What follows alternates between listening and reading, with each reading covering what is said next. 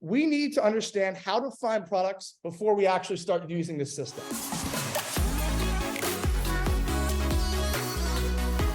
There are things like Viral Vault. There are things like Sell the Trend. There are things like Thieve.co, Ecom Hunt, all these specific tools and resources to be able to find products, right? To be able to put through the system.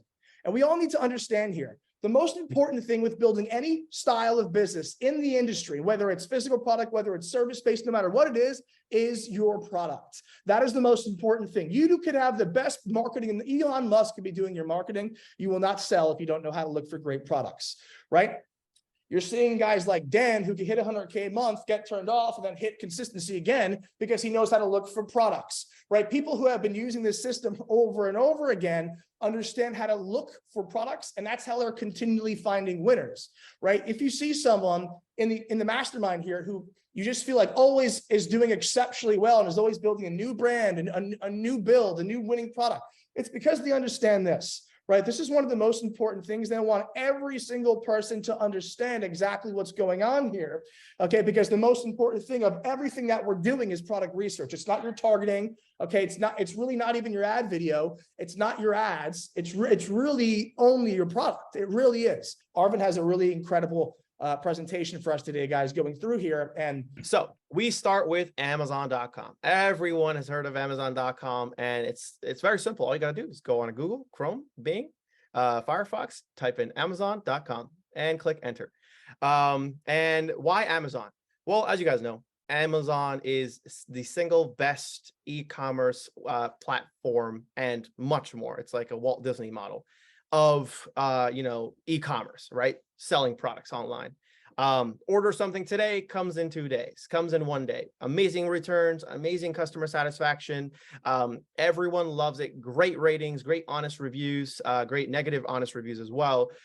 Just a great platform to just consume, just to shop around. It's not just only for well, it's less for marketers. There's a majority of the individuals are just consuming, right? Whether they're buying, returning, selling, whatever it is, Amazon is really, really good. Also, Amazon is very trusted, right? You trust Amazon because they always keep your payment safe, right? They always give you the refunds on time. They always give you the return. Their return policy is amazing. They have a great network of suppliers and supply chain overall. So you trust Amazon.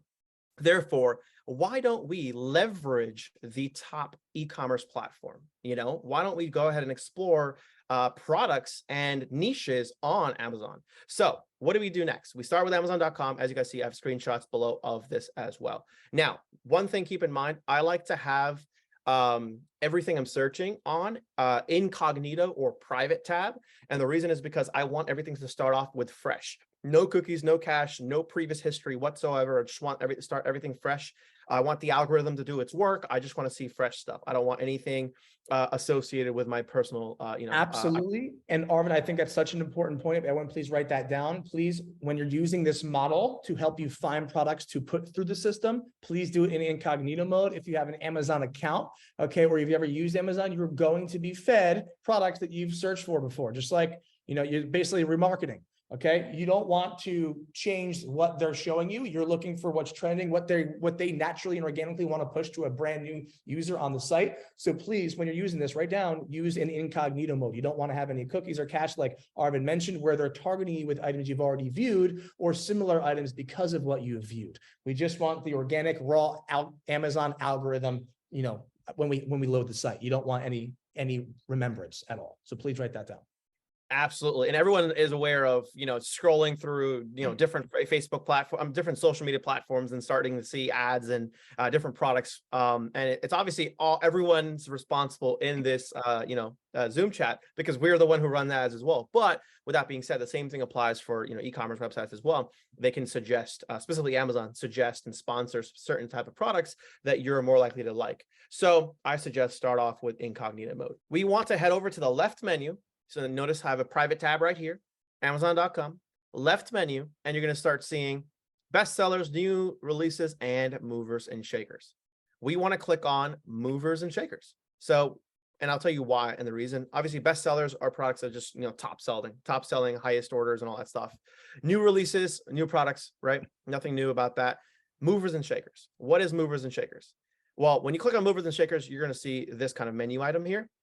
And what is movers and shakers? Justin, do you want to kind of show your perspective on what movers and shakers is, and why do you think Amazon has these kind of unique kind of ways to categorize products? Yes.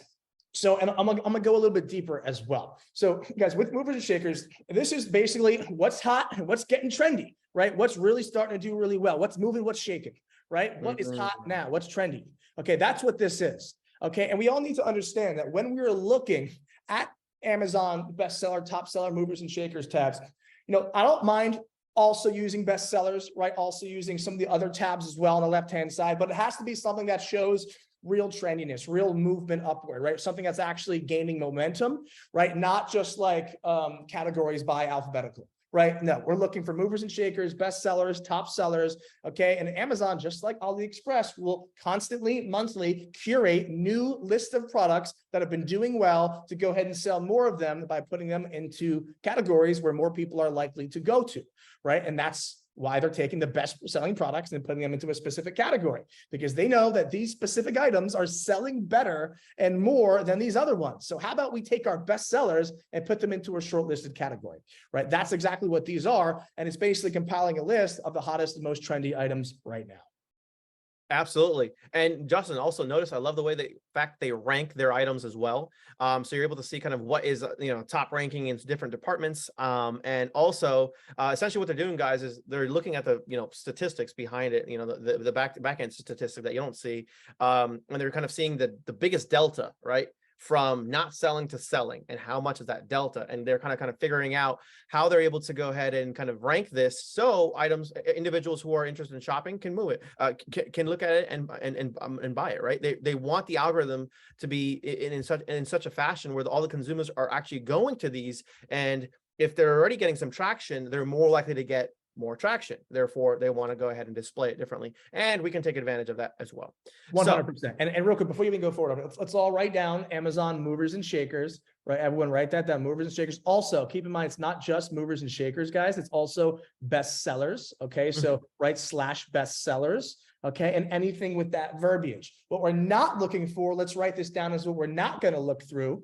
Okay. We're not looking through categories A to Z, categories alphabetical. No, that has no ranking in terms of popularity or trendiness or what's hot right now. That will not help you when you're looking for, moving forward in, getting your products validated. It's just Amazon movers and shakers /bestsellers, right? The items that they tell us are doing the best. What we're not looking for is alphabetical categories and categories that don't have any hot, trendy, popular-esque to them. Absolutely. Yeah. So you don't want to go to Amazon.com generally and start searching up departments and doing it individually, because they're not going to rank it based on what's moving and what's shaking, right? They're not going to rank it based on bestsellers. They're going to rank it based on A to Z, like Justin mentioned. So we don't want to do that, right? So let's move on to the next slide, right? We already explained what is movers and shakers. So what do we do now? Now, notice in the left menu, and I kind of zoomed in a little bit, took a screenshot. Notice it says categorize by departments. This is where we validate the niche. So this is called niche validation, department validation, whatever.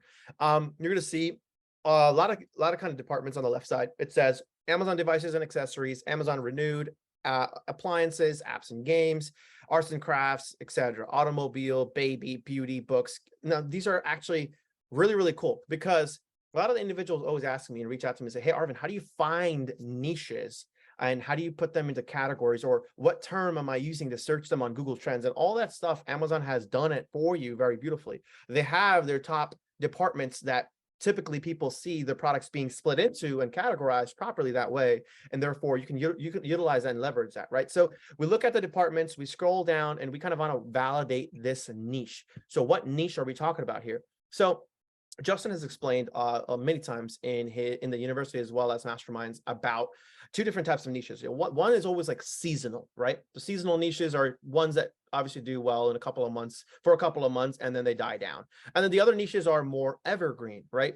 Evergreen niches are regardless of the time of day, time of year, individuals will keep buying it. There's no crazy delta in sales pricing, sales numbers per se, that will indicate that the niche is increasing or decreasing in ranking, right?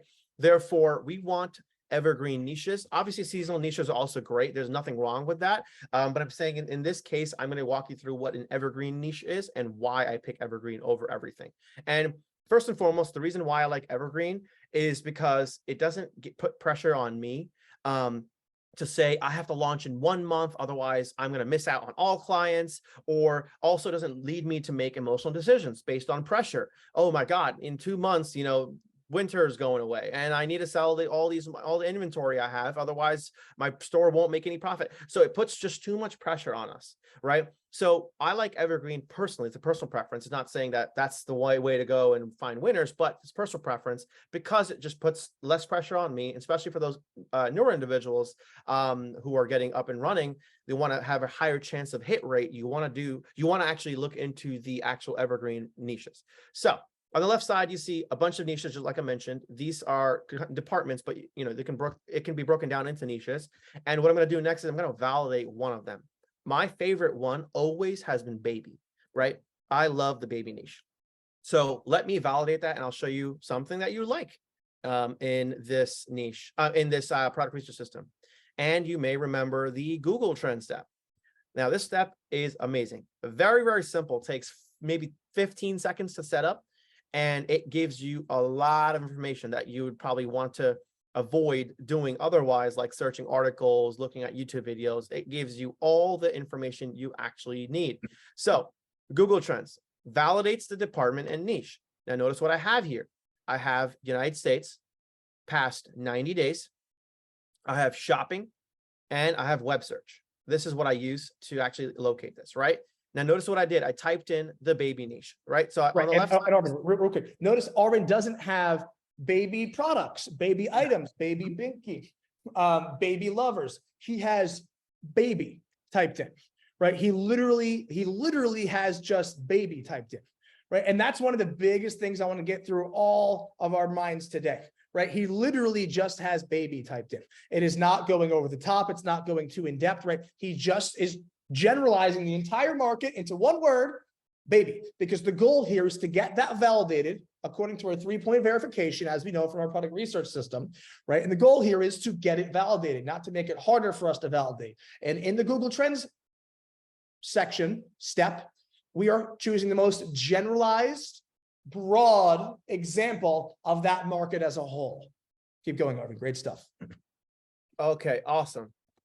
So the reason why we go to Google Trends is because, again, like I mentioned to you, it shows you very, very beautifully active people who are searching on Google for these terms, right? So it only makes sense to kind of research your niche before diving into it, like the BSF product research states. You already seen Justin going through Google Trends. This is nothing new.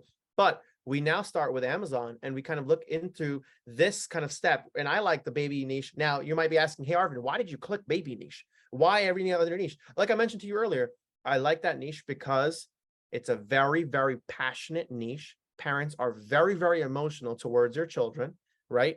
Because they're passionate and there's a lot of them, it's a mass market appeal, right? It's a higher margin and a higher profitability product line because of the baby niche. And guess what? There's mothers every single day hopping on Facebook, active users, and that's just going to keep renewing your Facebook audiences. So I love the baby niche. And you can do the same thing with cosmetics. You can type in beauty, you can type in personal care, you can type in books, you can type in automotive, you can type in anything. You keep going down. You can type in computers, accessories, whatever it is. You can do the same thing. I'm just giving you an example of what I like and my personal preference. So Google Trends, to recap, we type in the very, very generic kind of baby keyword, right? Very broad. Type in baby, nothing too particular. As you're going to see, if I do something too particular, it's not going to give you a proper graph, because the more particular the keyword is, the less likely someone to search it, right? That's it. So United States, past 90 days, shopping, web search. Well, can anyone tell me down the graph, do you like this graph? Is it a good graph or is it a bad graph, and why? I want to see if anyone gets this right. It's this graph right here, and this number is 75. Good graph. Okay, good, stable trend. Amazing. Always high demand. Good.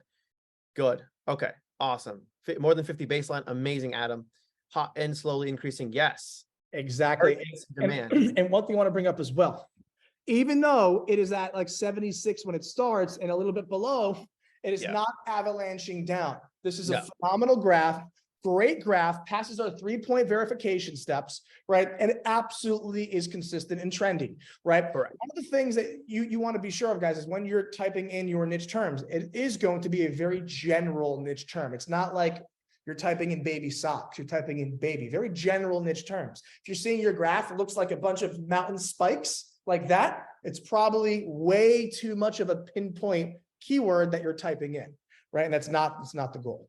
Exactly. We want to avoid volatility and aim for stability, right? That's what we want. And as someone said, over 50%, over 50% of the time. Amazing, great.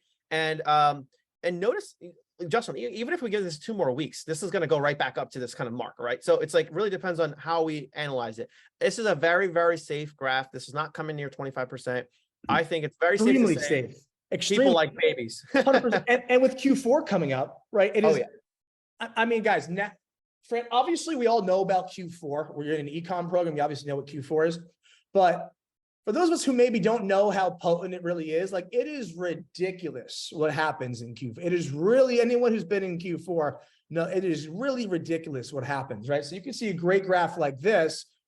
Wait till Christmas time and all these holidays come around. It gets ridiculously even hotter, right? So getting involved in something like this with a graph like this that's this safe is a great move before Q4.